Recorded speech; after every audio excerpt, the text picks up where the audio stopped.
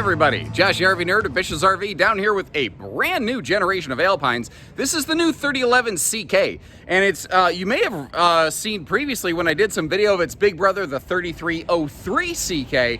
That one is when you take this one and you just go all over the top and you want to really do some long-term full timing, spend a long time at a destination.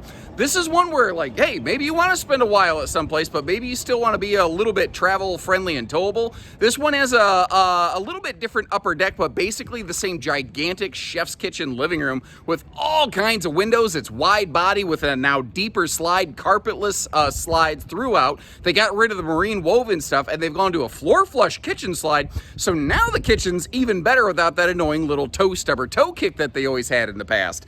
They have also done some things like bulked up their solar and just improved the general look of this thing, I feel, dramatically. They look so much better than they did before, both outside and in. It's still within that HOA brown tone family of things, but it's got a little bit of class and characters for someone who maybe is just not looking for that Vegas in-your-face experience, but just wants a cozy, comfortable camping RV living experience. That's where this one comes in right here. The slides are extra tall. Like I said, the living room slide is deeper than it used to be, maximized windows, and because this is a wide-body fifth wheel, they can do things with their bathroom that most fifth wheel RVs just can't. And basically, it almost reminds me a little bit of a toy hauler bathroom, and I'm not mad at it. It works. This RV has, king bed up front. They've enhanced where they put their inverter prepped outlets. You can get even, inverters added on right from the factory. It has things like a built-on power cord reel, so you don't have to pick up and lug that heavy 50 amp cord, and a bunch of other plush features, including enhanced water heater and leveling systems this year. I can't wait to show you this thing, and really what I recommend, take anything you knew about Alpine from before and pretty much throw it away and start over. This is a new generation. And it's kind of funny, I was with some folks just this past weekend in an Alpine, and they came in and they kept looking around and they had this kind of confused look on their face, and I'm like, what's up, guys? They're like, it feels bigger in here. And I kind of laughed and I said, you're not wrong. It totally is. Fifth wheels always kind of have that feeling where they have these big, giant ceilings and everything, And this one, like a lot of fifth wheels, has the opposing slide. It has the island living room. It has all the windows on the campsite. And, a lot of fifth wheels do that. But this one still feels bigger because it's a wide body rig with extra tall, easy walk-in slide outs and maximized, especially campsite window coverage on this one. Then combine the fact that they have switched out their slide flooring this year, and they've gone completely, matchy match all the way through. Because if you look in the bottom left corner of the screen, that marine woven stuff, that's what they were using last year. They're now using it as remnants to wipe your feet when you walk in the door. When everything matches, it just all looks and feels so much nicer. But the thing is, they did some engineering work here too, and they realized they could actually extend their slides over here on the living room side by 3 inches. So that's 3 inches deep. The RV body is 4 inches wider. So this thing's 7 inches wider than most fifth wheels, even with a similar floor plan. And that adds up. That adds up quickly. That's a difference that you can see and feel, obviously, from the moment that you step inside. Now, all of these windows have day-night dual section roller shades, which is nice. Being a wide body rig, they could put the longer 3-seat, you can take a nap on it, adult-sized lounge sofa back here with wireless phone charge pads on both of those hardwood topped armrests. That's another 24 update. Anything that's not a solid surface countertop that's like some kind of countertop or end stand or something like that, they're now all hardwood. Previously they were not. So they've really kind of gone through and enhanced and touched everything up, not to mention the overall general decor. Everything last year, like this island last year, it was just all flat paneling. And it's still quite square and angular, although that does mean very effective storage. But they've dressed it up just a little bit, and they've done some things. Something else they've done that I think people are gonna, this could be a deal maker, deal breaker sometimes. They've gone with a floor flush kitchen slide. And when you're looking at a model like this that has about, it's an acre of counter space split up in 3 big chunks, being able to actually, stand right up to the kitchen counter and use it, to me, that's a big deal. Now, this overhead area of the kitchen actually isn't symmetrical, although it kind of looks like they could, but I don't know. I'm not going to knock them for like non-symmetry. The fact is, below it, you have tons of counter space and some intelligently located power outlets. And what's interesting, what we're going to see in a little bit, all of that down there, since the sink and stuff is not buried in the slide, that is actually like a slide open pantry, which is a little bit different. But when you see it in action and when you visit the RV in person, it really works. But the entertainment, like the kitchen in this is excellent. The kitchen, I think, is one of the best focal points of the RV. But the entertainment is, I think, also done extremely, extremely well. Because that is a pivoting swing arm kind of TV system right there. But there's a little bit of pocket storage behind it. You got a little shelf down below. You got that JBL audio system. And they still left, like, not Joe serving station in the front of this thing if it's game day bucket go boom time. You know what I mean? Now, a couple interesting things. I talked about the touchpads. Look at the location of those power outlets. They're in a laminated sidewall. To pull that off, that has to be at least a 2-inch wall. So that's an immediate indicator that you're looking at something a little bit bigger here, a little bit thicker. There are a lot of RVs still this size, still running an 1.5-inch wall, which structurally isn't anything less, but it loses the opportunity to do some nice outlet coverage like that. And that little, that light switch that you saw right down by that tabletop stand, that is actually a switch for all your living room lights, because this RV has their in-command system. And that's all touchscreen activated over by the entry door where your command center is, but you don't have to necessarily get up and walk clear across the RV to do it. Like, notice there's switches for the overhead slide lights, like right next to the theater seat over there. The theater seat has it's wall hugging, so you don't got to wrestle the stupid thing. Also has heat and massage, which is nice. And this is one of those areas that if you just look at an RV in pictures or on video, you couldn't tell. But before they made this slide deeper, if you use that tabletop extension leaf that we're going to see, and you actually spread those 4 chairs out, like 2 of the chairs were just not level. They were kind of half in the slide, half out of the slide. It sucked. It didn't really make a lot of sense. And the deeper slide allows you to actually keep the chairs in the slide now. All the kitchen stuff is solid surface countertop. Anywhere that you might bump into it with your hip and jab yourself, they radius off that edge, which is nice. And we're going to get all this opened up in just a minute. What they did down there is absolutely fantastic. But once again, looking at the kitchen, easy reach appliance outlets. The yellow sticker on the right-hand side is telling us that is inverter prepped. You're going to see a bunch more of those if you keep your eyes peeled through the RV. Although they actually, some of those are kind of tucked away, like both sides of the bed have inverter prepped household outlets. Behind the TVs are inverter prepped household outlets. So you actually have like 6 or 7 of those all around the RV all the time. Now up top here, you've got a 30,000 BTU standard air system with residential filtration available. Like, that's why the face of it in here looks a little bit different. You can actually get really good air filters on those if you're in dust and pollen country. And then up top, we've got dual XL rain sensing vent fans, because the right-hand one, you can sacrifice to install a third air conditioner on this RV. That's that little orange stripe warning sticker. That's a power junction box for an air conditioner. But if you do that, you still want to be able to have an XL vent fan. So by default, they give you 2. And, you know, you can always option in the third air. I will tell you, something that doesn't make sense to me. They give us 2 of those fans in the kitchen, and then up in the bedroom, or bathroom rather, they drop down to the conventional 4-inch fan.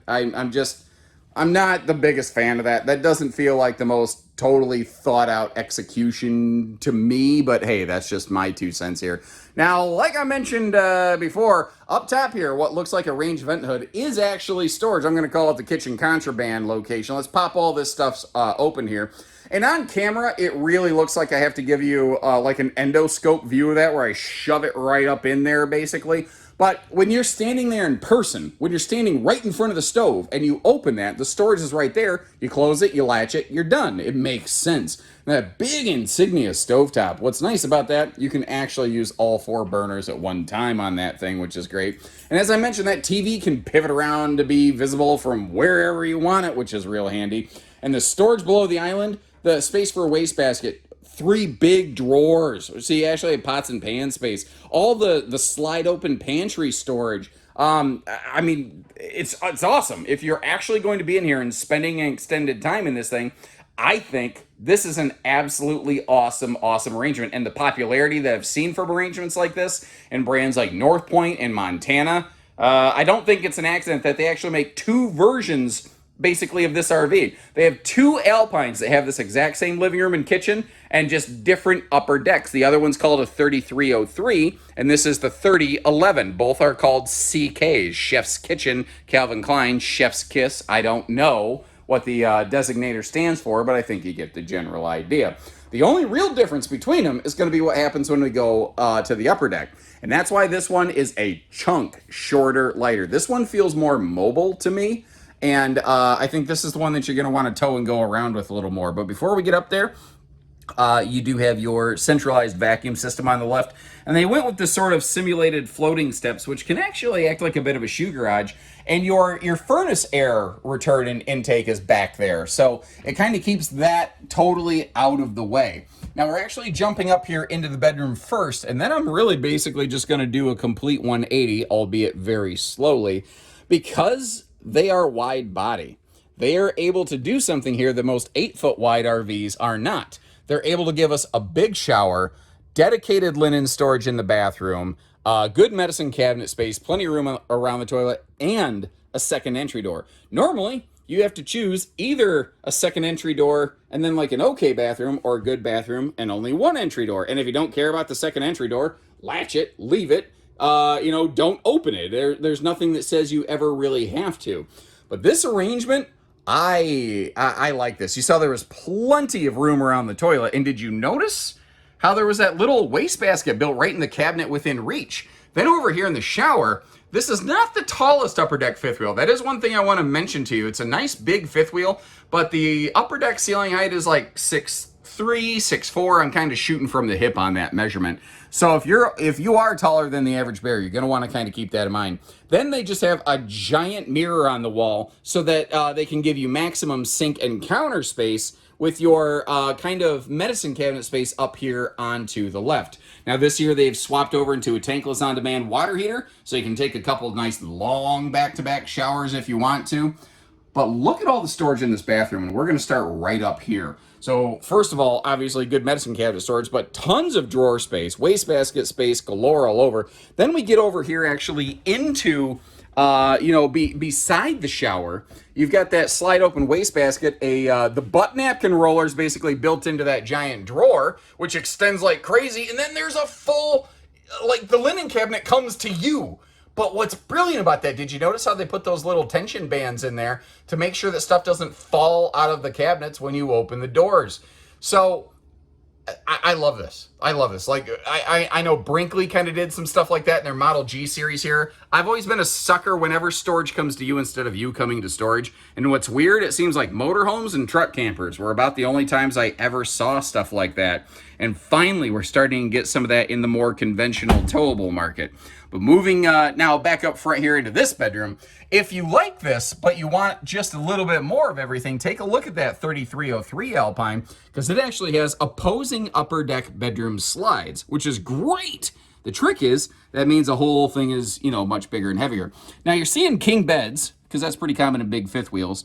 But the bed base, if you notice, the mattress hangs over a little bit, and the bed decking that is supporting the mattress hangs over a little bit, so it's not flopsy on the side. The bed base is only queen sized. So if you want to put a queen in here, you could, and you probably can't even visually tell the difference, but do you see that little black metallic and silver roller under the bed? That right there is one, I think, potentially critical update that they put in these compared to last year. Most fifth wheels, if the bed slides, there's some kind of roller wheel underneath of it like that. And the idea there, so the bed can obviously slide in and out. But the trick is, if the floor has any sort of sandy consistency in it, or if you just use it a bunch over time, you could scar up and scratch up your floor a little bit from those wheels rolling over it. They've mounted that wheel that supports the bed on the floor, and then the bed actually just rolls over the top of it. So you're not going to screw your floor up anymore. And it's just those little clutch differences that matter to me. Now, up here in the bedroom, they've got a little mood lighting action if you want to kind of dim that down, swell it up, and put it in the in-between phase. Now, the lights in the RV are not flickering. It's just my camera doesn't do well with anything but full maximum light on these LEDs. Check this out, though. Even though it's straight across from the bed, that TV does pivot around so that Like if you want to be able to get to the cables in the back, you want to, even though it's a smart TV, if you wanted to plug something else into it, I don't know, you totally could. But you're also prepped and ready for stackable washer dryer, full easy lift storage down below that bed right there. And, being wide body, that just means that you're getting more of it. You're getting, even if you put in a washer dryer, you have 4 inches more closet, and you can hang a decent amount of stuff in a 4-inch horizontal space. I don't think that that's absolutely nothing. Something else I want to kind of point out over here is it's easy to miss, but I mentioned how both sides of the bed do have inverter prepped outlets for them right there. They don't seem to have USB plugs around the bed, but if you got a household plug, you can certainly just put in a little USB conversion to it. Another thing for the 24 season, no more Schwintek slides. Travel access and road mode is also, it's about what I expected, but it's good, You can get up there into the bedroom, frankly, 2 ways. Obviously, the bathroom over here is readily accessible off the hallway side. But if I back up right to the entry door and slowly spin you around like a record baby, you see that you can't get to the entirety of that refrigerator, but I think you can get to enough of it. You can reach in enough to grab a travel drink, a travel snack, something like that. It's actually beeping at me right now because I've been leaving it open for so long. But I was actually for a moment literally just standing in front of it using it like a personal air conditioner because it is hot today, baby. Now this is a neat thing we're actually getting to see right here. Keystone does this. So while the slide is working its way in or out, there's an extra, like basically rain gutter, like a water channel right here, so that any water that hits this, while the slide's all the way out, will hit this and channel down, and it actually, dribbles down out of the RV instead of like wicking its way into the slide out subfloor. It's just those little details that help these stay together a little longer. Now, when you got a big old monster mobile like this on the back of the truck, you better make sure you got a pretty good horse under you right here. Given the size of these things, the general weight class and category, hitch weight, GVW, and all those other alphabetical factors, my advisory here is I think you want to be on a 1-ton, son. Much less than that. I don't know that you're going to really enjoy the experience very much. Now, one of the designators of the Alpine family is that they are 100-inch wide body, so they're just 4 inches bigger in every single room. And again, thankfully this year, they deepened up the living room slide, so you actually really get the benefit of that wider body, whereas previously you kind of, sort of didn't. But hey, anyway. Shock dampening pin box goes right along with their suspension system, and they've enhanced their tires this year. They've also enhanced their leveling package. Now, most manufacturers with a 6-point hydraulic leveling system are going to say they have a newly improved hydraulic leveling system this year, and they do, because the one shared supplier enhanced all those. But the shared supplier also has an extra little package that adds like the cool little, foot pads and everything on it. Now down there, you've got a couple things. So you've got a inverter up top, and that is providing some live power to some of those outlets. You also have a battery disconnect for the coach, as well as the solar package, and Keystone has figured that out where most manufacturers still have not. So if your RV's in storage for a long time and you have clear sunshiny skies and nice weather, you don't need to worry about it. The solar package will keep that battery topped off. But if you live in snow country, or you get all the different seasons like I do over here in Michigan, well, you ideally probably want to pull the battery off your RV for winter storage purposes.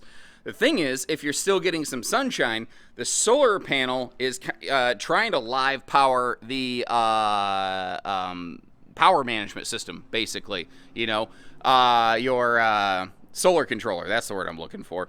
And that can burn it out, and that could maybe cause a fire. So Keystone has a dedicated disconnect strictly for their solar panel, just to make sure if you do pull the battery, that's not something that happens. And it's those extra little details that they're doing here that make a difference. Now, this one does have a big pass-through compartment. The door over here on this side is a little bit smaller because your dual 30-pane propane tanks are just to our left currently. Then jumping over here to the other side, there's a couple things that are easy to miss. Like that's your in-command brain panel right there. But for some reason, if you don't want to or can't or whatever, maybe there's a systems failure and that touchscreen doesn't work, there's still a physical switch in there where you can select which slide or which awning you want to operate and use it from there. You also do have TV hookups and power outlets in this pass-through, but if I don't point you all the way up to the ceiling, you don't always notice them. You've got the double nice metallic slam latches. It also does have a magnet kind of auto push pin sort of holdback system, so you don't have to juggle that open with your head or anything like that. Now, the other open compartment on the side where normally you'd expect to find a propane tank, that's actually where they have their double battery tray on these. They are no longer standardizing factory lithium batteries. That is something that you can get aftermarket. We can assist you with that at our stores. They do have it available as an option. But they found a lot of people didn't need the lithiums, didn't want to pay for a built-in lithium battery that they weren't using, so now they let you pick your own adventure. Kind of like this up front. By default, no generator prep, but it does have these little perforated punch-outs where if you wanted to prep it for a generator, if you wanted to actually add a generator, it is capable of having all those things. And I tell you what, compared to last year, the exterior look on this it's phenomenally improved, in my opinion. I think it looks much, much better. I love what they're doing with the overall look. Now, we've got double power awnings here to really maximize all of our space. That is a high gloss fiberglass too. We're going to get to see that in a minute. What I want to give you a look at though down here though, we've got 6-point hydraulic auto leveling, but they've upgraded their tires this year to those Saloon radials. They're, if I'm not mistaken, I believe they're 75 mile an hour rated. So barring some very rare areas of the country, that maybe have like an 80 mile an hour rating or something like that. They are rated for more speed than I personally think you should ever be towing a fifth wheel of this size. I don't care if the speed limit's 80. I don't think you should tow this thing 80 miles an hour, 75 miles an hour, maybe not even 70. I don't know. I'm just saying you should take it maybe a little bit easy on that. And if I'm walking funny, it's because I got a stone stuck in my shoe and it hurts every time I take a step. But we're gonna tiptoe work our way through the rest of it here. On the back down at the bottom, you do have a, it's actually not just a receiver hitch for accessories. It also does have safety chain hooks for towing and a 4-way wiring harness. So that is officially a 3,000 pound rated towing hitch. Funny thing, physically, a 300 pound accessory hitch and a 3,000 pound towing hitch physically are the same. It's just a matter of did they add the safety chain hooks and did they add the little 4-way plug to go with it. That's it. That's really the only difference between them. This is really nice. These heavy 50 amp cables, they can be a lot to lug around. And when I think of the people who are probably buying this, people who are likely not my age in their 40s, but maybe my parents' age in their 60s, 70s, and folks maybe north of that, lugging along a 50 amp cable starts to become a bigger project. So having that power extension retraction kind of reel right there, that's a handy dandy little feature, in my opinion. I don't know. Now the question I get all the time, is it 4 seasons? I don't like that phrase. I refuse to really say yes to that phrase because like somebody asked me the other day, hey, are these rated for 4 seasons? I said, where do you live? They said, Canada. I said, how cold does it get in your winters? They said, -40 Celsius. I said, no RV is rated for that. No RV is 4 seasons to that degree.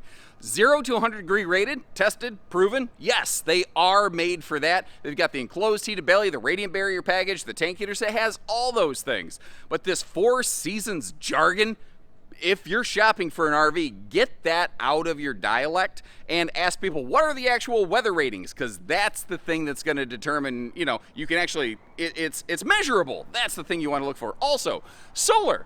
By default this year, they have 220 watts of solar up on the roof. That's 10% more than they had last year.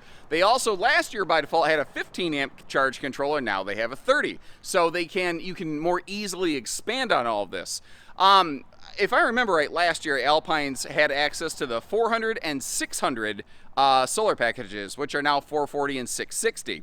That's going to change a little bit. You'll still be able to, my understanding is, option into the 440 package, which comes with a 2,000 watt inverter, or you'll be able to go all the way up to the new like 13, 20, 13, whatever. The big quad panel mega package last year was a 1,200 watt. They called it super solar, but they're going to skip the 660 because what they felt on something this size was you either really don't need a lot of solar, maybe you want some service solar, or you want big solar. But that 660 package just kind of felt like it was lost in no man's land in between. And I think that kind of makes sense. What do you think about that? Is that a smart way to go? And which package would you want given the opportunity? So that's this one in a very long-winded nutshell. I'll leave you links in the video description. If we have one in stock, it'll show up right on our website with pricing. If we happen to be sold out, drop a note to our team and we're happy to get that fulfilled for you. And short of that, let me know, where did they nail it? Where did they fail it?